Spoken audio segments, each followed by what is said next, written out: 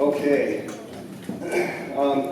I've been asked to give some introductory remarks, and I'll keep it quick. I have a list of things to do. It says, recognize Mia. I'd recognize Mia anywhere. I don't see her. Oh, there's, hey, there we go. Mia Love is here.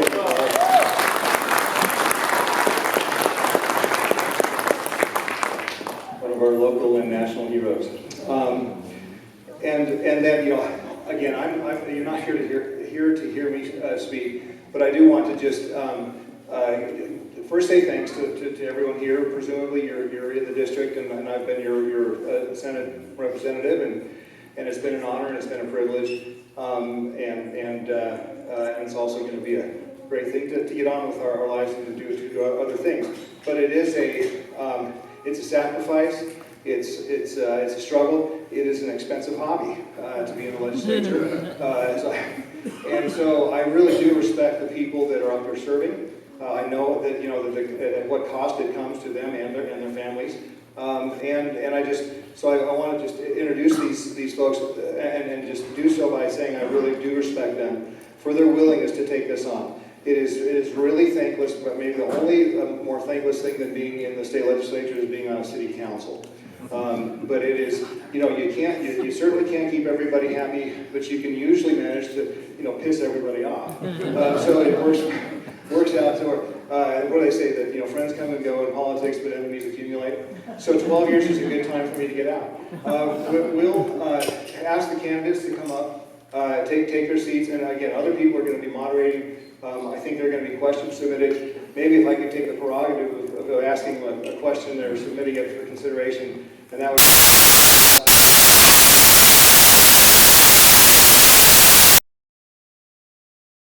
And then, based on the answer to where does government's power come from, what are the limits, if any, on that power?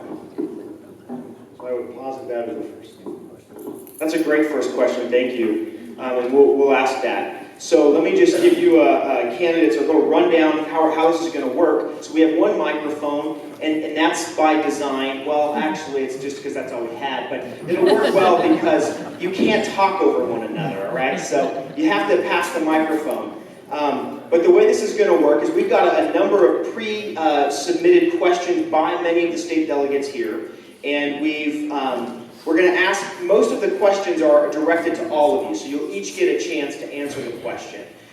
You can use as much time as you want on any given question. However, each of you will have a total allotment of 19 minutes. That includes your opening statement and your closing statement. So you'll see there's a monitor right here where we have a stopwatch.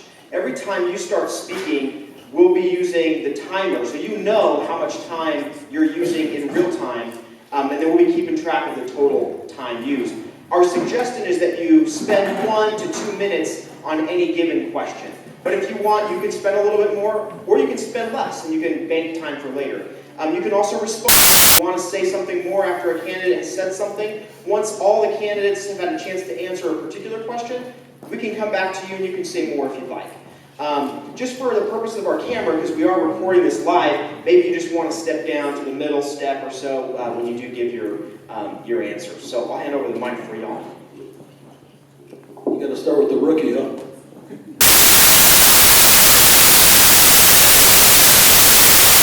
Opening statements, and we kind of have it set out to where each of you have a turn to go first, and middle, and last.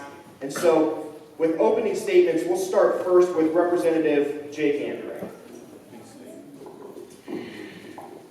Thank you for coming. I mean, this is a great sight to see all of you here tonight. I appreciate your willingness to serve the party and to serve your neighborhoods and your precincts faithfully in vetting us. Thomas Jefferson said the fastest way that we lose our freedoms is through an ill-informed electorate. So I appreciate you being here.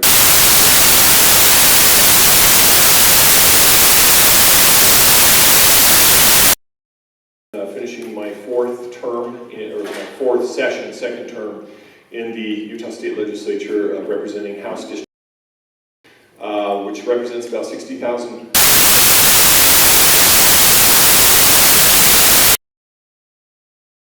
Defending constitutional freedoms and rights. I think that the proper roles of government are to preserve life, liberty, and in part doing that,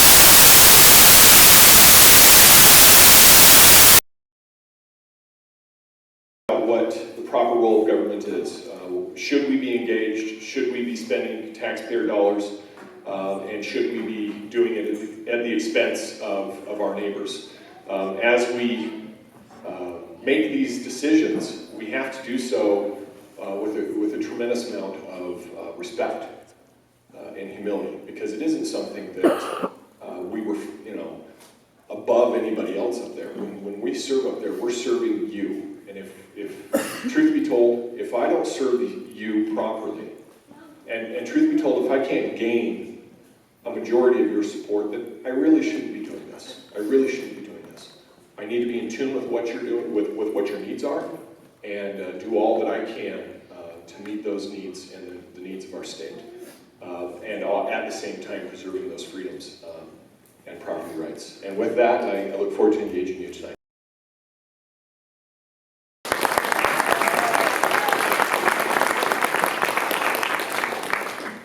Hey, I'm Jimmy Eaton. I know you guys are semi-familiar with David Lifferth and Jake Anderegg. It was probably 15 minutes later that I get a call, dude, you're running against me? And I said, well, I didn't know you were going to run in his vacancy. I thought you were going to, I didn't know his plan. We're close, but not that close. So the close one. He coached with me. I had to pull him off the football field a couple times, but I know he's a good man. I'm married. Just like a lot of the demographic here, I've got too many kids. I have a bachelor's degree in history. I'm deeply familiar with American history, Mormon history, and one of the big things that I'm passionate about is that this place, just not like our Puritans that left English rule, our pioneers came across here seeking religious freedom. And I asked myself, how are we doing with people that knows better? I think there's no people like us on the planet where God has a messenger with each one of us, and the communication that can be there in achieving and producing and excelling, being exceptional, measuring up. I think when the economy is good, the tendency is to think abundantly, but I challenge us to take our abundance and consume less in energy, water, and reduce emissions. But that's not my platform. My platform for where we're at is bring big employers, excellent educated workforce to do that, to entice them. I want family supporting wages, and I want a low cost of living. I want roads. I want great transportation, and I want it fluid, and I want them wide. And the other thing is I want thriving, gorgeous communities. I want to preserve and protect our property values. So those are my three tenets, but the ideology behind it is Utah exceptionalism. And I want that phrase to resonate with you guys, Utah exceptionalism, because no doubt where much is given, much is required. And if I fall on my face at the end of this, which I probably will, because you guys are local celebrities to a lot of you guys. You're wearing their t-shirts for crying out loud. Branded this whole place, but the bottom line is my philosophy is different. Their voting records were fantastic, super conservative, aligned super well with Senator Mattson, right? But their philosophy in putting you guys to work and partnering with you and having your number saved in their cell phone and being approachable and personable and having you guys on the front lines, that's where I want to be. I don't want to get entangled in legislature. I won't. If a bill, I'm not going to be busy trying to generate bills to look busy to you guys. I want to know from you guys what's important. And then I'm going to spend my time recruiting, trying to figure out how to get employers here and and encourage entrepreneurs. That's what I've done. My office is downtown Lehi. I've done that for 10 years, more than these guys. I've been in almost 1,000 living rooms.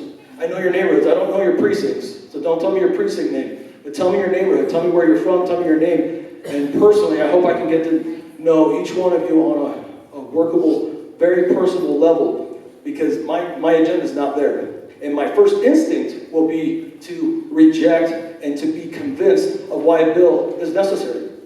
Why is it, if it's not long-term beneficial to us and my constituents, it's pointless. But I'm super happy to be here, and I love America. I'm glad that I get a stage to even say that on. So, thanks a lot.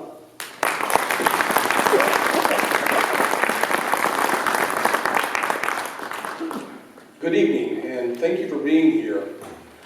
I got my start in Republican Party politics the same way many of you did. I went to my local caucus night. I was in a room full of people that, strangely enough, had the same beliefs that I did on values, on morals, and I was so excited to be part of a group like that. So I got elected the next time I went back as a precinct secretary, and then as a precinct vice chair, and then I was 3 terms as a precinct chair in my precinct. And I love that. I love involving people. I love bringing people together. I love just being around people that agree with me in most of the issues that we talked about. It was so exciting for me. And so when I decided to run for the state legislature, I wanted to use the exact same strategy that I used in my precinct to get everyone involved. I sent a lot of information out. I walked door to door. I knocked and encouraged everyone to come out and get involved and to share what their viewpoints were. We are a big tent. We don't agree on everything. We agree on most things. We are a very conservative group in the area, but it's been so exciting to me to be a part of this system and involve people in this process. Now, you may be aware that I have a very different style of representation than you've probably ever seen before. What I try to do is conduct a district-wide discussion of the issues. And I start that by pushing as much information as I can out to you, the voters, and the precinct chairs, and the delegates, saying, this is what I'm getting through my legislative channels. So my people have got more information from me than anybody else. So I make the claim that my voters are the most informed voters in the state because they're basically on the same level of information that I am. And then after we've had that information to share to everyone, then we have a discussion about that. And I ask people, how does this impact you and your business and your family and your neighborhood? Tell me. You know, I'm a pretty bright guy, and I've been successful, but I don't know everything. And so I do want to have that conversation with each of you. I want to hear from you, and I want you to feel confident that I am capable of listening and understanding your position. Once again, we're all very conservative in this area, and I think I've done a pretty good job of representing my district by listening and making sure we're all on the same page. We just got the 2016 Utah Grassroots Conservative Rankings that came out, and I did pretty good. But everyone in this area, from John Notwell, myself, Jake Anderegg, Rick Stockson, we're all a very conservative group, which is a good thing. And so I say, since we're all fairly conservative,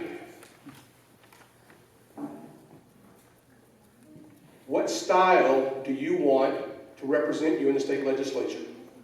Now, there's some people that have a different style than I do. Some people say, elect me because I'm really smart, and I will know what's best for you, and I will vote that way that's best for you. I'm very different. I want to have that conversation. I want to bring you into the process. I want you to feel like your opinion matters and that your values are being represented. As I told people 4 years ago, I want you to have confidence in me that you will elect me to represent you in the state legislature. That you'll have a personal relationship with me. You'll feel comfortable in reaching out to me on social media, pick up the phone and give me a call, and we can talk about these issues. Now, it takes a lot of time, but here's the strange thing. I actually enjoy that. I actually enjoy talking to people. I actually enjoy listening. I actually enjoy learning things that I did not know before. So that's my strategy, and I look forward to continuing this discussion with you as we go forward. Thank you.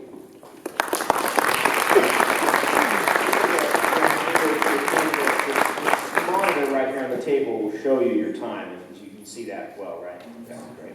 So the first question, and these questions are prompts, so if you want to go in a certain direction, it's not going to be apropos if you don't answer the specific question. This is a prompt for your discussion. Are we going to answer Senator Matson's question first? You can, and I'll tell you the first question on the page, and it'll make sense. So, and the first question is for Dave Lifferth.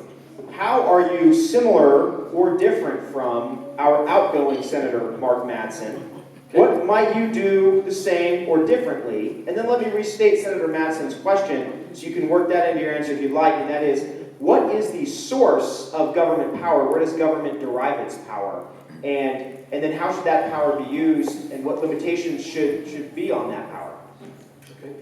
Thank you for the question. I'd like to start out by answering that last question first. Government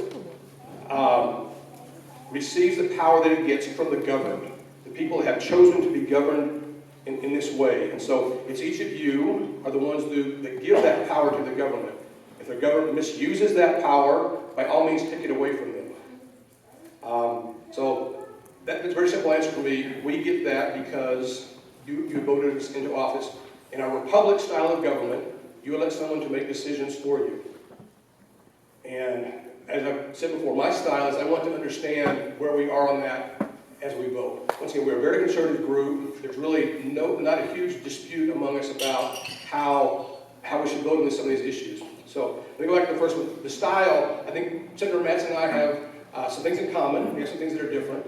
We're both gun enthusiasts. And so I like to say that it's kind of sad when Senator Matson leaves the Senate and Kurt Oda is now leaving the House, but there really aren't any long-term gun enthusiasts there. So that's one thing I'm very easily able to step up and do. I'm a gun enthusiast. I joke about that. My grandfather was a gun nut. He actually has a patent on a really cool type of automatic rifle. I'm also related by marriage to John Moses Browning, so it's in the family. It's in our blood. We're gun folks. I think I have a very different style than Senator Matson for representation. So I'd like to have these conversations. I actually encourage people to reach out to me. I put my phone number everywhere. I'm on social media. You've got my email address. I want you to talk to me. That's been some of the frustrations I've heard from you, that it's been hard to get a hold of Senator Matson. I am very easy to get a hold of, so I think that's a difference that we have. So thank you.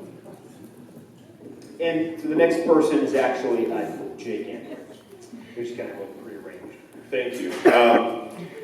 Thank you very much, Josh. I would answer the first part of that first, in that I believe that Senator Matson and I have very similar philosophies when it comes to our understanding of the proper role of government, and which ties in to the second question, which is, where does the source of power come from for the government? It comes from the governed.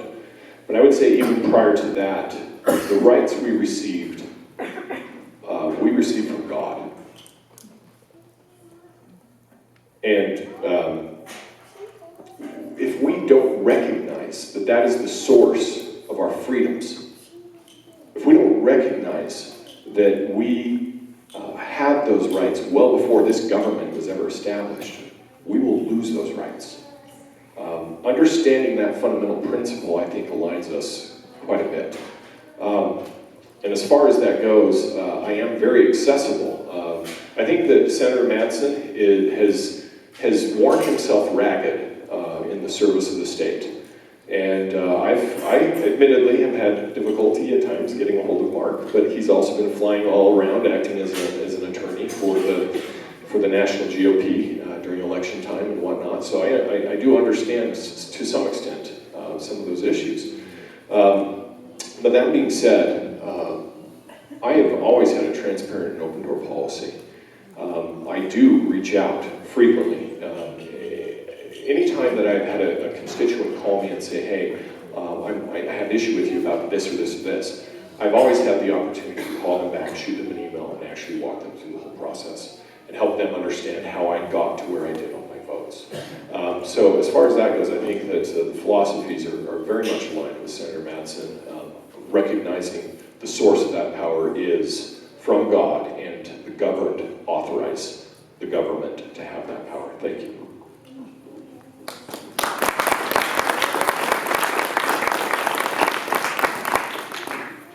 I hope I can stay on topic. That was a question about 10 minutes ago, but make no mistake, all three of their records are super conservative. I think we share most of it, but their platform, what is their philosophy?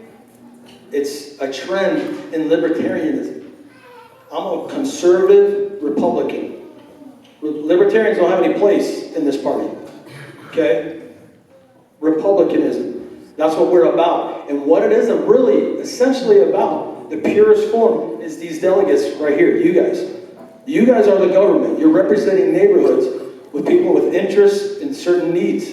And it's ridiculous if you feel condescended upon not to be able to approach your senator.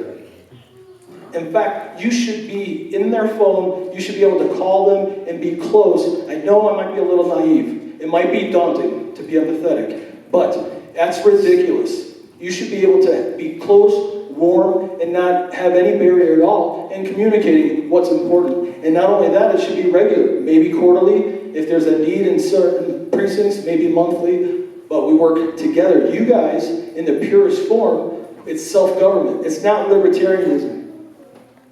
Don't be confused with republicanism, pure voice of the people, by the people, in a republic sense, and not libertarianism, not any other philosophy. Their voting records are conservative. We'll take that. And it's needed. It's absolutely needed on the national stage. Our freedoms are being compromised. In Utah, to get stuff done, we need to be Republicans and about business and roads and education. Those things are the things that are going to give us excellent quality salaries, and when we have a workforce that's able to be appealing and entice employers, I can sell that. I can go to the government Office of Economic Development. I can go to other states and see what's important and identify what employers you want in your area. I might be a little delusional, but I'm willing to work my tail off and have you guys close with me on that. So the disconnect is not at all about the true Republicanism. And that's what I'm about. Thanks.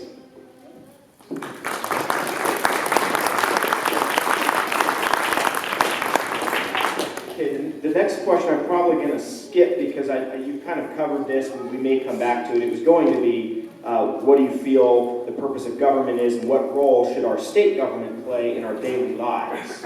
And you kind of covered that, so we'll move to the next question, which is that Ronald Reagan once said that the heart and soul of republicanism is libertarianism. Do you agree? What are you going to say?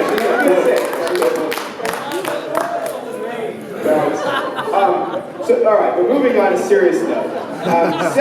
Senate Bill 54 has changed Utah's primary system dramatically. Candidates may now choose to collect signatures as an alternative to the convention process. Did you support these changes? Are you collecting signatures, going through convention, or both? Why did you choose this method, and what do you think about Senate Bill 54 and the changes to Utah's primary election system? What will you do if elected to either keep or change this system? And we'll start with Jake Anderegg. And then we'll go to Jimmy and then Dave. Thank you very much. Yeah, SB 54 was a bad bill from top to bottom, and I voted against it, fought against it, and worked against it. And this last legislative session, I opened House Bill 131, which was a complete repeal of SB 54. And it never saw the light of day because I couldn't get House leadership to even consider it. So I couldn't get it out of rules, I couldn't get it moved through the process. And when I went to the speaker and I sat down with him, I said, hey, this is BS because I know I've got 40 votes in the body. I've gone through it. And he says, yeah, but Jake, I made a commitment when I negotiated with those guys and I have to honor that commitment. I said, well, you know, a previous legislature cannot tie the hands of a future legislature, so why are we beholden to that vote?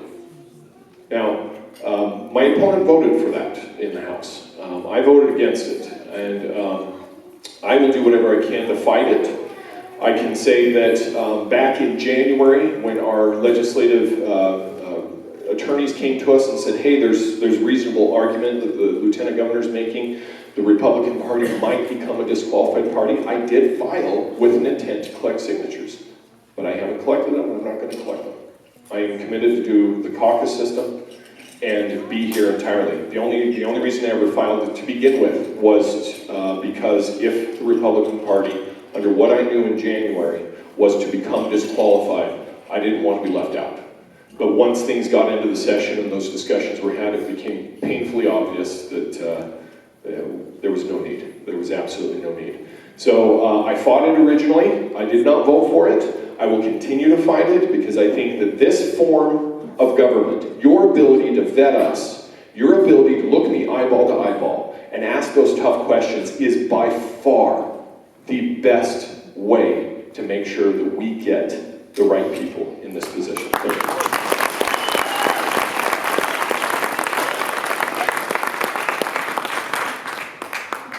Now the gloves have to come off a tab because I'm a rookie, right? And so I don't have existing relationships with a lot of you. A lot of you are passionate about politics and have been. And a lot of these guys have had multiple terms.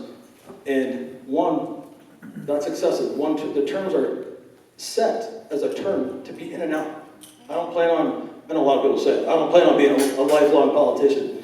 But Jake, let me just ask you real quick. This isn't mean-spirited, buddy, because you're my buddy, but did you say you didn't go get signatures? Well, I went through 2 precincts and talked to people in my neighborhood. Did you gather signatures? I gathered probably 40. Did you just say he didn't? Well, no, but I said I'm not gathering signatures going forward. I know, I love you, buddy. You just did, but that's okay. I understand. You're gonna catch me, and then you'll just bag me, and then this is gonna get really good. But so the idea is for a guy like me to go against 2 quality guys, jump in this, and go out and get signatures. I like it.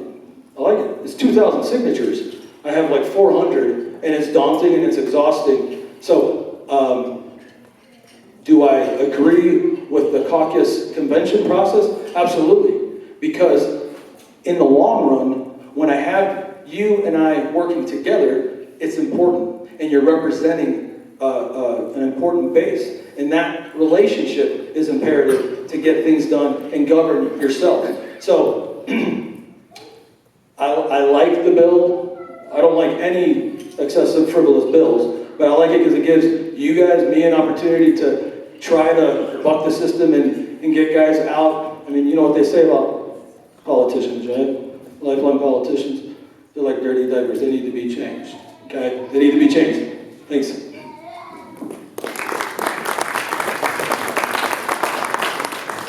I am very glad this question came up tonight. Thank you for asking that. Before we had SB 54, we had Count My Vote. And that was a group of people that got together that wanted to overthrow what you guys are here tonight to do. They did not like the caucus and convention system because it kept basically liberal Republicans from getting elected. We saw it happen to Bob Bennett, and Count My Vote was a direct response to Bob Bennett being ousted at convention, actually convention and primary by Mike Lee.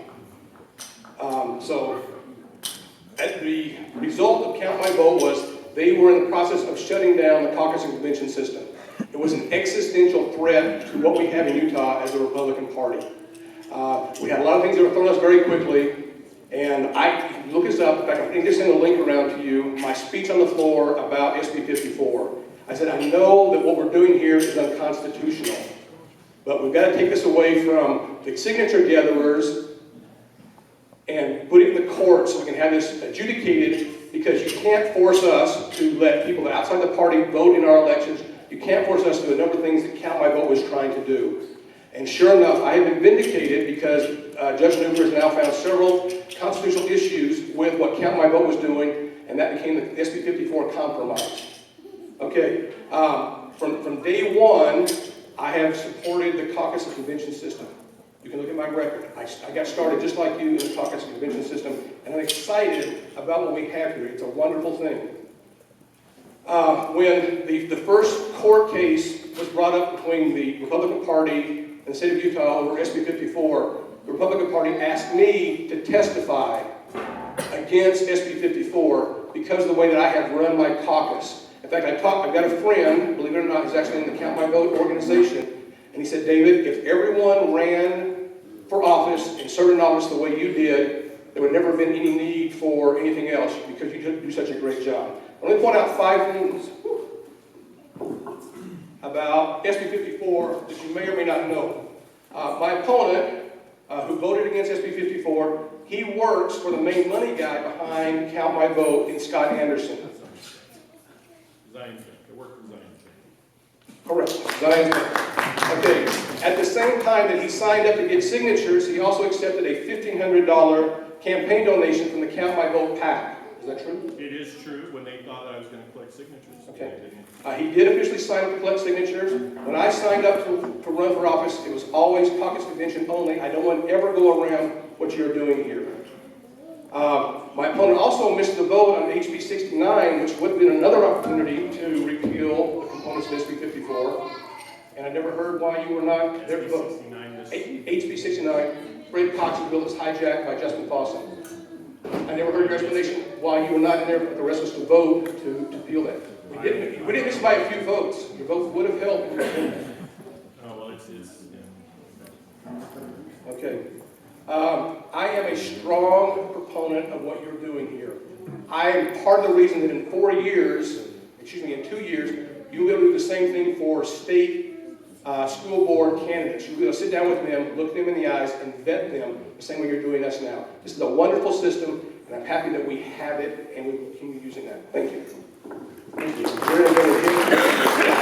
I need to respond to some of those attacks. Here's the reality. I serve on the Rules Committee, and the Rules Committee often meets during floor time, and it is exceedingly hard to make sure that you're there for every single vote when you're serving in those types of positions, which I was doing so because I was appointed by the Speaker. And so I did my best to be on the floor every single time I possibly could. But sometimes it's not possible to be on the floor every single time. Now, I was there part of the debate when it was first up. I missed it when it got uncircled because it was on the board circled for 2-3 days, maybe even a week. And so it's one thing to throw that out there as though I was being negligent, but the truth is that's just not true. So with that being said, what I was doing in the Rules Committee, and the reason I was off the floor is because we were killing stupid bills so that we didn't have to put them through the whole process. That's what I was doing. Thank you very much. Thank you. We're going to go to our next question, unless somebody wanted to respond. And this I next just like to question, watch it, let the hoops get. so this next question is your opportunity. If you really would like to banter a little bit, this is going to be your opportunity. The question is, what would you say is the biggest difference between you and your opponents? Why should this be important to us, or how is this a strength for you? And we have assigned Dave to begin, and then go to Jake, and then Jimmy. Well, I think we have very different styles of representation. I think we have conservative voting records. We've got there to similar votes, even though, based on some of the recent things, I think I'm actually more consistent conservative in our voting records. But it's the style. I will never look down to you. I will never point my finger at you and tell you that you're wrong. I want to have these conversations with you. I want to hear from you. I appreciate what you're doing. You were elected to do a job. I've been elected to do a job, and we can work together on that. People really like my style of representation, and that's why I'm running. I want to extend that same opportunity to you as a delegate, as a voter in this district. Thank you.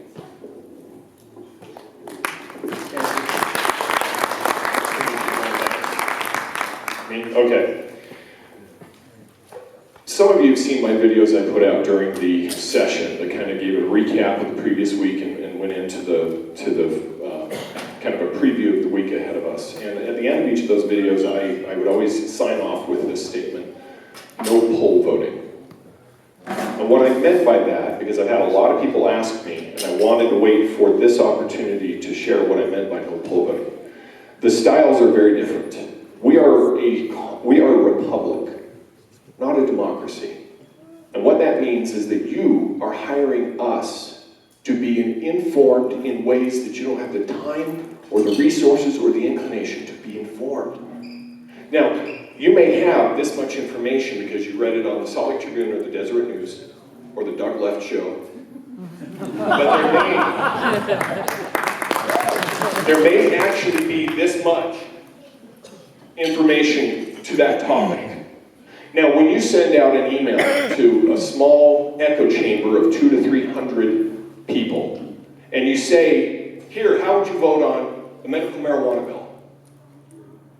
And then they respond back and you say, well, hey, I've got political cover here because this is how they want me to vote, so I'm going to vote this way. But you're basing your decision on this much of this information. Now, I've had over the last 4 years about 24 times where I have voted and I've had constituents call me and go, are you a moron? Why did you vote this way? I said, okay, hold on, let me come talk to you. So you know this, right? Yeah. Because you've read it in the Salt Lake Tribune, the desert, and it's like, yeah, okay. Did you know this? And this, and this, and this, and this? No, I didn't realize that. Well, because of this, and these three things were very important, it changed my mind. And in the first session or so, I remember we would walk out of these meetings where we would meet with these people, these stakeholders. And then 2 or 3 days later, we would all vote, and all our conservative group, those core Republicans that came in, we'd all vote this one way, and Dave would be off in this field. And we'd go, I came over to his desk once and said, Dave, did I miss something? He goes, no, this is the way my constituents want me to vote. But Dave, did they know all of this?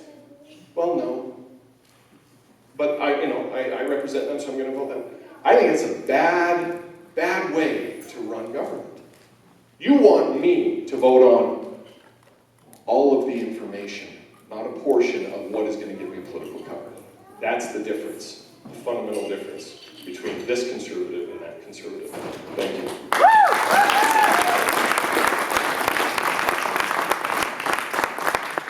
What about a private Facebook page where all the delegates shared? We have technology, we have texting. What if I'm in your phone and I say, hey guys, what do you guys think about this? And boom, I get a whole 150 opinions on something, or whoever feels like getting involved.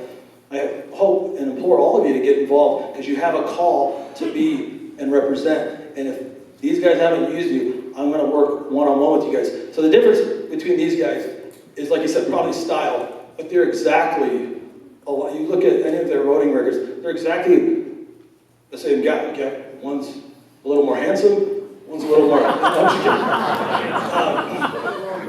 I'm just kidding. But the point is, I've spoken with other state representatives and senators. I've spoken with city leaders, councilmen, and the dynamic is this. Familiarity begets resentment. Why is this group from Eagle Mountain clapping for him? Why is the city mayor, Bert Wilson, telling me that Jake never came around? Jake wasn't involved. He was at one council meeting. He was like, yeah, that's what he said. I don't know, that's what he said. Another council member told me today, yeah, Jake is elected in our council. I love you, but I'm just saying, that's what they said. So, and then in Eagle Mountain, and even in Saratoga, he's super sexy though. He's super interesting because he's kind of like, oh, he's a House rep in Lehi, and he seems like he's on the news, but he's on the news for passing frivolous bills for speeding on his own record. Like, come on, this is ridiculous. He's in the news for taking expense-paid trips to Switzerland by a bidder, a front-runner, Sadler Group. Well, what the heck is that about? Jake, you can respond in a second. But the point is, they're getting in the news, they're being busy, and maybe that's the reward, but that's not what we want. We don't want that, okay? Dave, I don't know enough about you to give dirt, but he's my friend, and I'm like totally throwing him under the bus, but such be it. Detach yourselves. I invite you to detach yourselves from your allegiances for years with these guys. Come on, they've been in, they're entangled. They're good guys, regardless, but they're entangled. They don't have anybody fresh. A rookie that's going to disrupt is what I'm going to do. And I'm going to keep you involved. Facebook, texting, emails. We're going to be tight. We will be tight. Trust me. Thanks.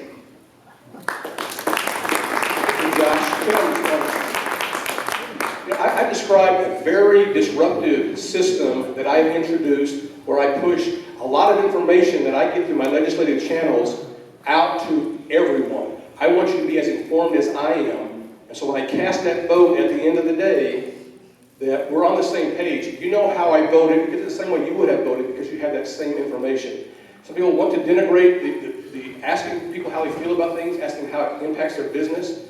One of my favorite things is when I ask a yes or no type question, I get essay answers back from everyone, trying to explain how it impacts them. I love that. I want to hear that. I need that information from you so I can be better informed. Thank you. And Jake, did you want to respond as well? Hey, my opponent, Jimmy, who is a good friend of mine, actually. With friends like this, who needs? The reality is, I am not going to apologize for recruiting Stadler Rail to Utah. I am not going to apologize for that. Now, let's be clear here. it became obvious that certain members on that trip caused a problem for the RFP at UTA, we called them and canceled the RFP so that they could tell the FTA and get approval for reissuing it. So everything was done above the board, and the two people that allegedly got fired, they didn't. Sheldon Kilpack is still there. Chris Blake had announced a month earlier to the Mountain Land Association of Governments that he was going to quit because he couldn't do both his regular job and that effectively. So Salt Lake Tribune liked to throw a lot of stuff out there, just simply was not true. And every time you saw something from the Salt Lake Tribune or the Deseret News, it says, well, this would be great for the state, but UTA. Well, this would be awesome and a real boon for the state, but UTA. This had nothing to do with that. And I will stand here and talk to you all about it after this debate. If any questions you have, I will stay here until you have no more questions, because I have nothing to hide.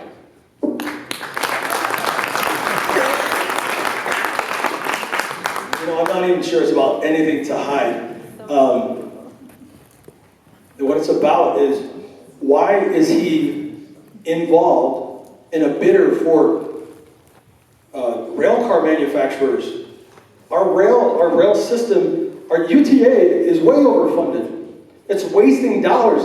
That money I'm going after, and I'm bringing roads. We're widening where the growth is occurring. Why is he involved where he doesn't need to be? Don't clap. Don't clap. Don't you clap for me. Don't clap for that. That's ridiculous. Detach yourselves. Please, detach yourselves. I will absolutely make a difference, and we're going to see eye to eye. I know you feel it. Thanks. One more shot. Jake said there was everything that was done above board, but that's not the case. He never recorded officially in his public disclosures who paid for him and his wife to go to Italy until after I blogged about it. And then he had to update his disclosure from last year. And he got fined because he had filed misinformation. Well, it wasn't misinformation. I paid for myself to go to Italy out of my own pocket, period. So I didn't need to put it in the disclosure, Dave. I paid for it out of my own pocket to go to Switzerland, the World Trade Center, and the lobbying group that I raised the money from paid for that, and I reported it. Because I was a little late on it, because I didn't have the information, you want to create a controversy that simply is not there. Because I did report it. Yeah, and I paid the fine. But is that deceptive? No, how's it deceptive? You did not disclose who paid for your trip with your wife? I did. I paid for my wife's trip. Out of my own pocket, Dave. You're trying to create controversy that simply isn't there. As I talked to the lobbyist who paid for this, he told me how this all was handled and how the money went back and Jeff forth. Hartley, I've got his number. Do you want to talk to him? He will. Ask Jeff Hartley how the money, how it changed hands. Thank you. Okay, so let me be very clear here because he is full of it. I'm sorry, he's just not telling the truth. Jeff Hartley was the lobbyist that worked with the transportation PAC that we raised money from. They paid for most of the other legislators. Why are you involved in the first place? Didn't you say at the very beginning, Jenny, that you would be engaged recruiting big businesses to the state? That's exactly what I did. This is a billion-dollar company. This is a billion-dollar company. They've already hired 25 people. Okay, so let me answer that one real quick. Let me answer that. Julius Anderegg. The kids in the back want to get involved.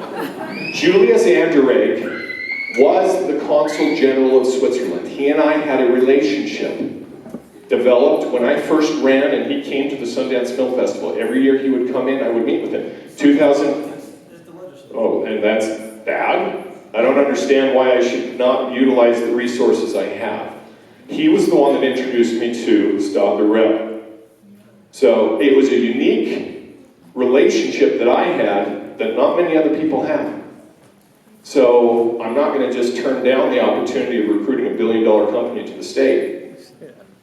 I'm just not going to do that. I'm going to be doing everything I can for education, economic development, job growth, transportation. I'm the vice chair of the Transportation Committee. Why was I involved? Because I've been involved with transportation. I've been on the Infrastructure and General Government's Appropriations Subcommittee. Why am I involved? Because that's the $4.2 billion sub-appropriation committee that funds UDOT. Why am I involved? Because I knew the issues and I had the relationships. And isn't that what I should be doing, is doing what I can to better the state? I'm not going to apologize for it. And I have nothing to hide. You want to go through my record? Let's go sit down together and we'll go through it. Thank you.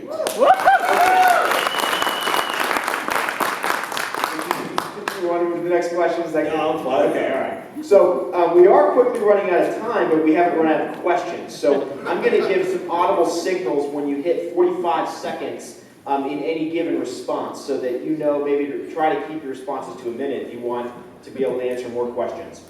Utah's Constitution says that a free market system should govern trade. What is your understanding of free market principles? When do you think the legislature should regulate the market? How will your views govern how you legislate? And we'll begin with Jimmy, then go to Jake, and then to Dave. I align with Milton Friedman. Let the free market, absolutely, all market-based competition occur. Legislation needs to occur when maybe a business is getting too big and barriers to entry are impossible to overcome. Am I capital L libertarian, where I need to deregulate every industry? No. But as need-based, absolutely. Thanks. Come on, give me more round of applause. I'm the coolest guy out here, please. I tend to follow Ronald Reagan's philosophy on this, that government is often not the answer to the solution, but it is the problem. And I think that regulation, by and large, stifles innovation and enterprise. I am also a Milton Friedman fan. But the way I feel about taxes is you cut them as often as you can, as much as you can, anytime you can. And so from that standpoint, we should not be picking winners and losers as a state. We need to stay out of your business. We need to, by and large, extract ourselves from being the nanny state that is going to come in and protect you from yourselves and protect you from failing. Being too big to fail is a freaking joke. I am sorry. Government should not be in the role of business. Why? Because we stink at it. And our efficiencies are garbage. So I will strive constantly to get us out of the way and let you be the innovators and let you create the wealth. Thank you. Well, this is something that we do all agree on. The government is doing way too much. There's a box the government needs to fit in, and it's way beyond that. When I was first appointed mayor in Eagle Mountain over 10 years ago, we tried to sell the phone system. It was a terrible, terrible system. And yet, we could not sell it on the private market because of the over-regulation that we had. It was just terrible. And we all agree on this. There's way too much federal regulation. There's way too much state regulation. We need to do everything we can to get government off your backs and out of your pocketbooks at every opportunity. The next question, we'll start with Dave, and then go to Jimmy, and then go to Jake. What does political courage mean to you, and how would you act with political courage if elected? Please, give a specific example when your conscience led you to vote or to act opposite of the wishes of a powerful legislator, donor, supporter, or interest group. Well, I am here to represent the people that voted me into office. Very simple. I've not been afraid to take on anybody in the legislature, anybody in any government organization. Let me give you some examples. I ran a really cool piece of legislation this year, volunteer health care, that encourages healthcare professionals to give away free health care and get credit for it from a CTE standpoint and have avoid liabilities. It's a super system. UMA, Utah Medical Association, opposed my bill. Up to the night before we went into committee, they were telling me all the reasons they were not going to support it in committee. I showed up in committee, made the presentation, it passed 10-1 in committee. And they called me back afterward and said, okay, we now support your bill. Because I took it to them, I wasn't afraid of that. I had a similar situation with, you may have heard of Madison Taylor in Saratoga Springs. 4.0 student, denied the Regent Scholarship because she did not take a full year of an an introduction to science class or whatever it was. She only took a half a year of the AP class, so she far exceeded the requirement. The Regent Scholarship was denied to her, and I took them up. I'm not afraid. I like Dave Buehler. We're friends, but I took it to him. Actually, I fought this battle. They took it to get Gephardt, made it on the news. The night before it went to committee, they said, okay, we're going to give her the scholarship. And then they announced at the committee meeting, okay, we're going to give it to everyone else that qualified as well. So there are a lot of people that have turf. If it's my people that are involved, I'm going to take it to them and I'm going to win, as I've proven.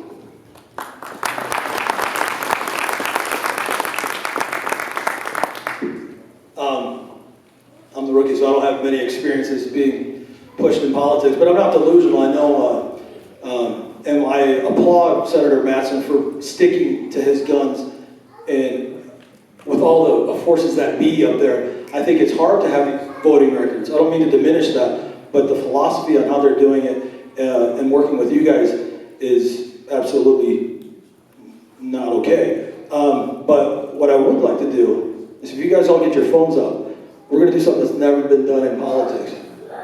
I'm just kidding. But you need to detach yourselves from these guys. I know you know them. Detach yourselves. Be open-minded. Give me a shot. I absolutely know that I will relate to you and I will understand you better than these guys. Hands down. I'm down to earth. We will relate. So all I have to say is, because I've got some time, lean on me when you're not strong. I'll be your friend. I'll help you carry on. Just kidding. Anyway, here we go. If my words don't get clapped, I gotta do something. All right, there are 4 things that go into being an effective legislator. Number 1, it's the constitutional principles, the ideology that is the foundation that you base your decisions on. Number 2, effective communication, which is 2 parts, disseminating information, but also helping them understand the information they don't have. Number 3 is political courage. You have to be willing to stand up for those principles in tough situations. And number 4, this is the lost art, statesmanship. You've got to be able to be a coalition builder. You've got to be able to build. You get to 38 votes in the House, 15 votes in the Senate, 1 vote from the governor. Political courage. I demonstrated that in 2014 when I stood up to speak against House Bill 20, which was then Majority Leader Brad Dee's bill. And it was a bad bill, and he was lying to all of us. Up and down, he was lying to us. And I finally, in my debate with him, said, Representative, I'm not getting the answer from you that I really am looking for. Yes or no, does your bill do this? And he went, well, yes. And he did not want to say that publicly. And I can tell you, after that bill, it still passed. But after that bill passed, he took me out into the hall and chewed me up and down. Now that was hard to do, but it was the right thing to do because it was putting your freedoms at risk. And the reality is sometimes you have to be nice to get things done, and sometimes you have to stand up and fight. And that was one of those instances where I showed political courage. The next question will begin with Jimmy, then we'll go to Dave, and then we'll go to Jake. And the question is, what is the biggest issue facing the state of Utah and why? If elected, what would you be able to do to effectively make a difference on this issue? How would you do it? The biggest issue facing our state is general apathy. I've been knocking doors and people are like, dude, I don't know, like, is it gonna make a difference? It's, our populace is so apathetic and it's not acceptable. We're an exceptional people and there's a lot expected of us. And I feel like on the local level, absolutely, we can change that.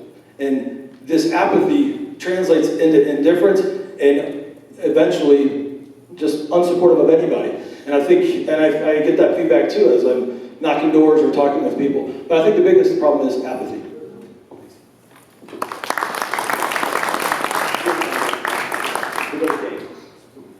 Well, I'm going to take this a different direction you anticipated, and it kind of follows the previous one as well. The biggest thing that happened in my area over the past year was the state wanted to put a prison into Saratoga Springs, Eagle Mountain, and Fairfield. I was very willing to take on this fight, take on my current state senator, who's very powerful, senior member of the Senate, take on his developer partner, and and do everything we could to keep the prison out of our area. This to us was the state issue. This is the only issue we had to deal with. I'm not afraid to do that. That was the right thing to do, and we won. So, there were a lot of other issues, back to something we talked about earlier, with what Utah is.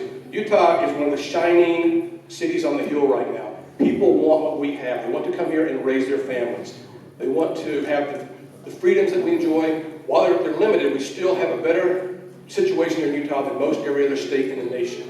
People are coming here. They want what we have. As a result, we have very large class sizes. We have overburdened roads. So we need to make sure that we are managing our resources wisely and providing the same quality of life for the things that government should be doing. And education and transportation are in that category. Thank you. The next question will begin with Jake, and we'll go to Jimmy and then to Dave. Did you want me to answer the last question? Yep, go ahead. No, we're just skipping you all together. Just go ahead. Okay. So the question, if I'm repeating it correctly, make sure that I got it right. Your question is, what is the biggest issue facing the state, and how, if I'm elected, will I address it? Yep. Okay. The fundamental question I would ask first and foremost is, why is it the government's responsibility to fix all of our issues? Why is it the government's responsibility in our divine endowed knowledge to come in and to fix all of the issues? I would say fundamentally we need to ask that question first, as what is the proper role of government? First and foremost. But secondarily, we do have issues with education. We need to keep the promises of tomorrow today. Otherwise, we are going to find ourselves stifling economic development and growth 10, 15 years from now. We have to foster an environment for job growth and economic development and recruiting businesses. We have to, because, hey look, we just added 4,000 new jobs to Thanksgiving Point in the last 6 months. We're projected to add another 8,000 jobs in the next 18 months. So it leads me to the next thing, which is transportation. Obviously, with that much congestion, we have to meet those needs. Now, I've cited those things because those are what we are currently engaged in, but we need to fundamentally first ask, should government be the solution in all instances, or should we allow you guys to meet your own needs? I'm sick of the nanny state. I see it all the time up there. We need to get away from the nanny state.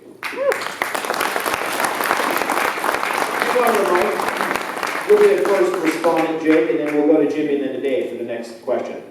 Local control of education, including talk of ending Common Core and SAGE testing, have been hot-button political topics. However, few people give specifics as to what we ought to do differently. Can you explain any specific plans you have concerning education policy? And have you spent time in public school classrooms recently? If elected, will you? Well, to answer the last two, yes and yes. I've sent a letter out to all of the schools in my district saying, can I come and meet with you? Can we collaborate? I need to know, because you're the front line of defense. And I have had several meetings so far. I'm lined up to have a few more meetings.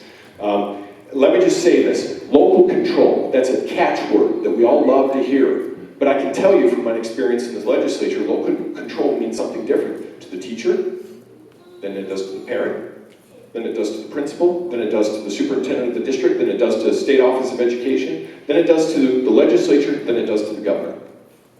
So when we say local control, what really do we mean? And to me, local control means parents know what their children need. Teachers, the front line of it, who are the ones educating the children when they're at class, have the most knowledge as to what those children need. I went through Alpine School District's budget last year. And I'm a layman, I don't understand everything, but I tried to say, okay, this was administration, this was capital improvements, this was in-class instruction. Of the $700 million they got, I could only account for 51 cents of every dollar making it to the classroom. That's a problem. That is a big problem. We need to get it local. So what would I do? I would suggest we've got to get away from these behemoth districts. I would love to see one high school with 2 feeder junior highs with maybe 3 feeder elementaries as one school district, period. And let's get away from these huge conglomerate districts that have, like Alpine School District, 9 schools, high schools, with 75,000 students. It's impossible to keep it local when you have that type of bureaucracy to manage.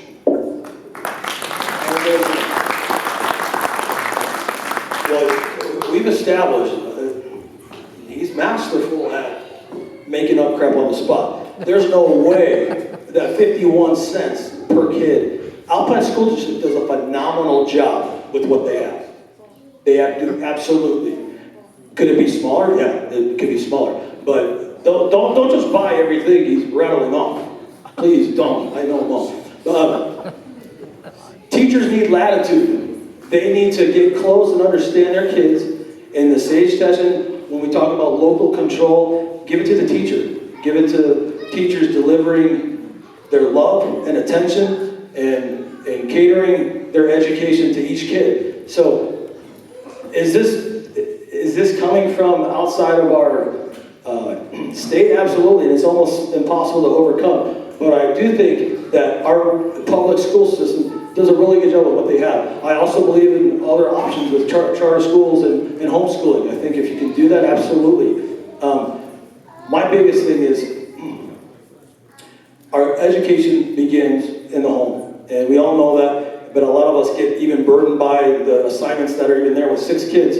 I'm like, holy cow, man. But education is in the home. To what idea? It would be nice if you contributed $100 to your teacher of your kid. They don't have a lot of funds. So get creative with this, but don't ask the government to do it. And the other thing is, by raising property values and having thriving communities, guess what? They'll have some more money. They'll have some more money, and that's what I'm about, is bringing the jobs in, high-paying jobs, quality roads, infrastructure, growth where we're at. This is an exciting time, man.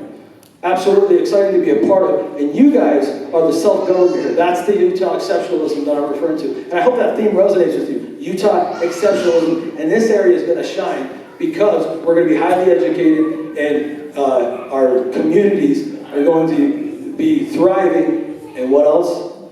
Our property values are going to be high. And I'm all about preserving that, so, and protecting it. Thanks.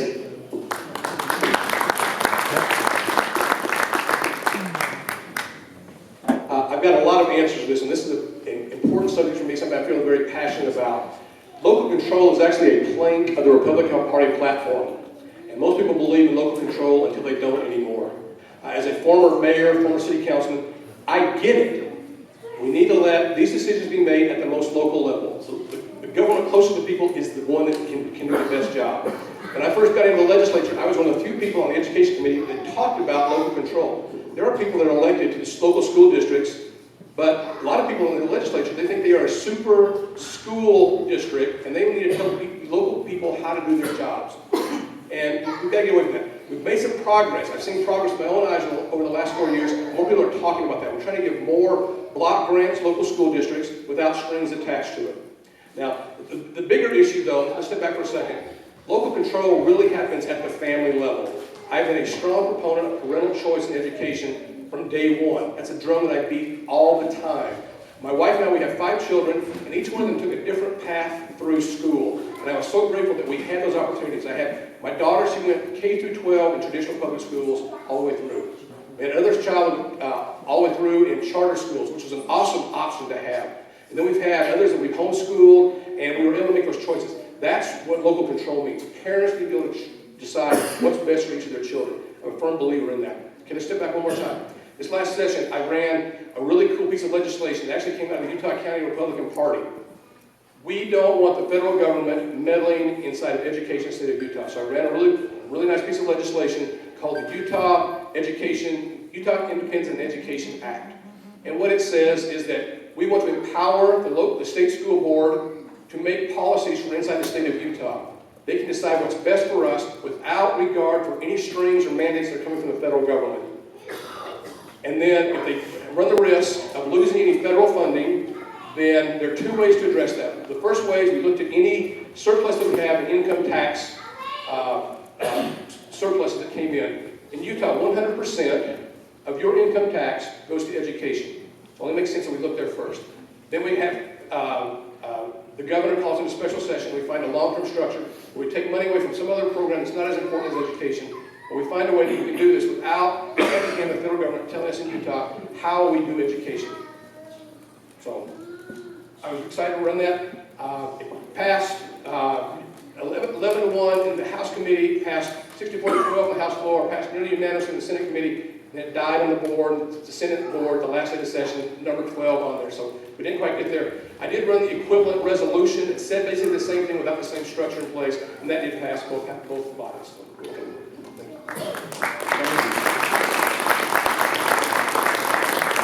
So we are running very close to out of time here. I've got a number of questions, but we do need to be out of the building in a few minutes. So I'm going to ask one last substantive question and then give you time for your closing statements. I will tell you, Dave, you've got 3.5 minutes left in your bucket. Jimmy, you've got 3 minutes left in your bucket. And Jake, you've got a minute left in your bucket. I'm going to grant you each an extra minute or so that you have time to give your closing statement. So I would advise you to be brief in answering this next question, this final question. What should be the balance, and this is going to go to Jimmy first, then to Dave, and then to Jake.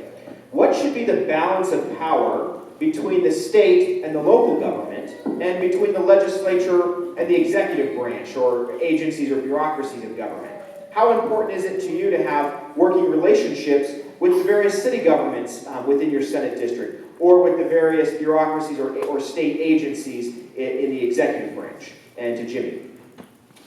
For me, I don't intend to get entangled up at the Capitol. I don't.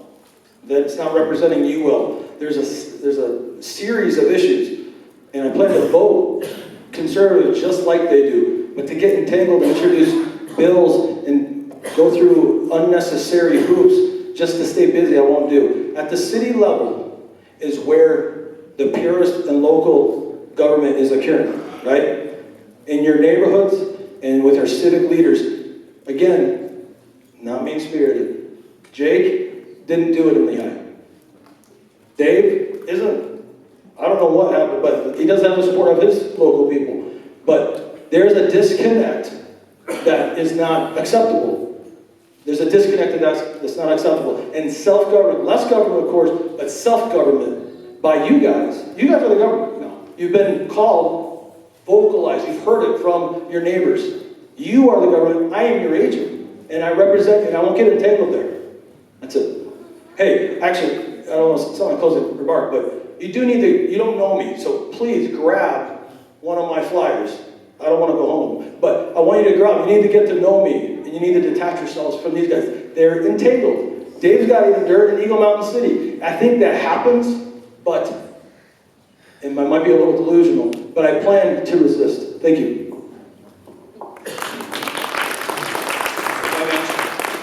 Okay, a little bit of history here. The sovereign states existed first. The sovereign states then created the federal government. So the power comes from the states. The states then in turn create political subdivisions. They allow counties and cities to have some local control.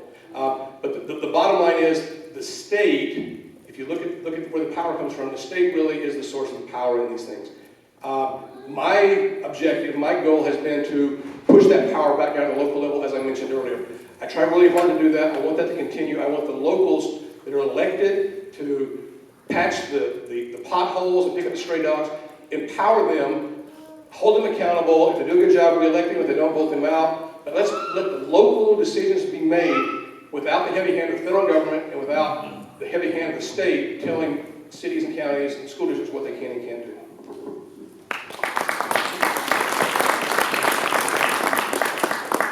You know, I have to begin by applauding Senator Mattson on a bill he ran several years ago.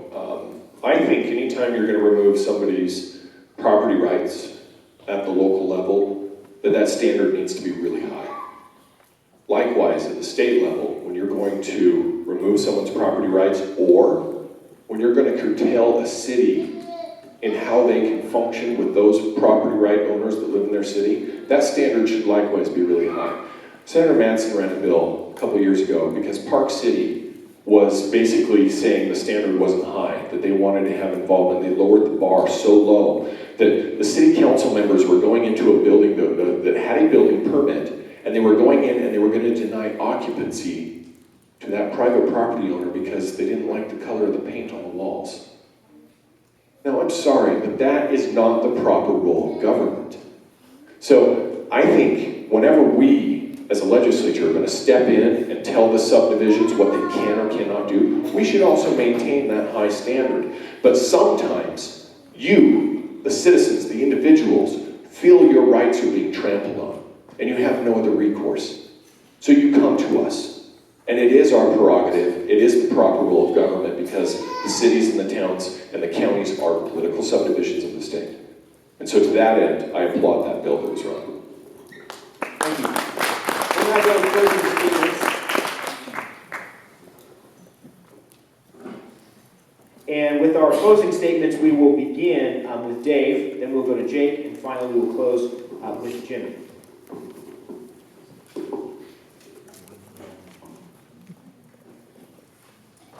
Go ahead. Once again, thank you for being here tonight. Thank you for doing what you were elected to do, to represent the precincts you came from, the voters in your area. I encourage you to take what you've learned tonight, go back to them and discuss that with them. Share your notes, pass the link along, the video that we recorded tonight, so they can see what the issues are and how each of us has responded to that. This is so important. We have to have government that reflects the principles and the values that we have. Like I said, I am trying to do my style of representation different than you've ever seen before. I encourage you to join me, be part of the team, be part of this decision-making process where we evaluate a lot of these rules that we're looking at. At the end of the day, we're all fairly conservative. We don't believe in big government, but there are things that we can discuss. I love having a good, healthy debate. I don't have to like you, excuse me. I don't like you or dislike you if you disagree with me. I appreciate you for being here. I appreciate what you bring to the table. I want to learn from you some of your life experiences. You know some things that I don't know. I know some things you may not know. Let's have that discussion. Let's have a healthy debate. Let's be respectful of each other, and let's make these decisions. I have done this successfully for the last 4 years. I will continue to do that if that is your choice. I think it's a good idea. It's a great way to run a House district. It's a great way to run a precinct. I hope it's a great way to run a Senate district, and I invite you to join me in that. Thank you.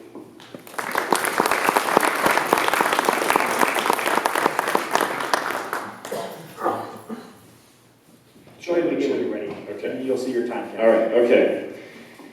I think your choice is clear. It's hard when you have to pick between 2 good or 3 really good people. That wasn't a slam, Jimmy. It is hard. It is hard when you have to stand side by side and say, okay, here are all of my goods, here are all of my bads, and I'm trying my best. The reality is that your decisions you have to make up there oftentimes happen so lightning fast that your gut character, your gut reaction has to be the thing that you make the ultimate determination on. I haven't done it perfectly. I'd love to say that I was the perfect legislator. I can't say that. Have I made mistakes? Sure. Of course I have. I'm learning. But I have a record that I would say is impeccable. How I voted, what I chose to stand up and fight for. And to that end, I ask for your support. And I'm going to continue to learn and listen and grow. And let's do it together. Thank you.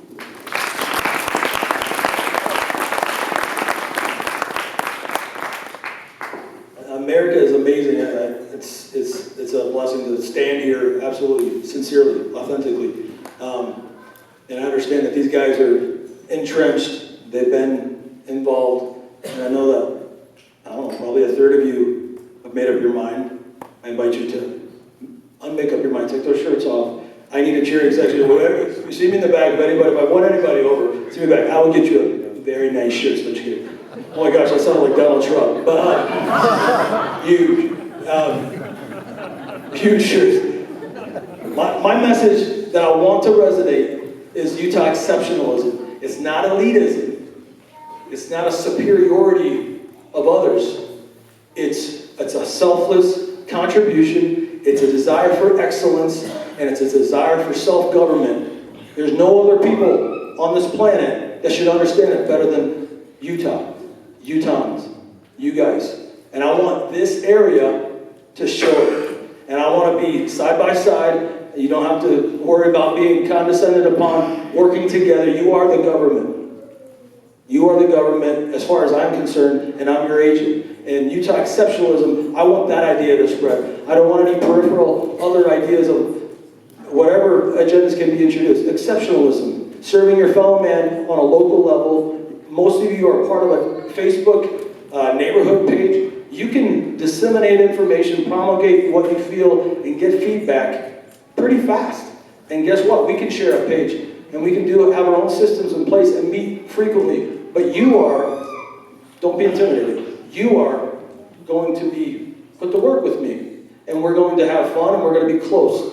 And I hope that you give me that opportunity. Thanks a lot. Let's give all of our candidates a big round of applause.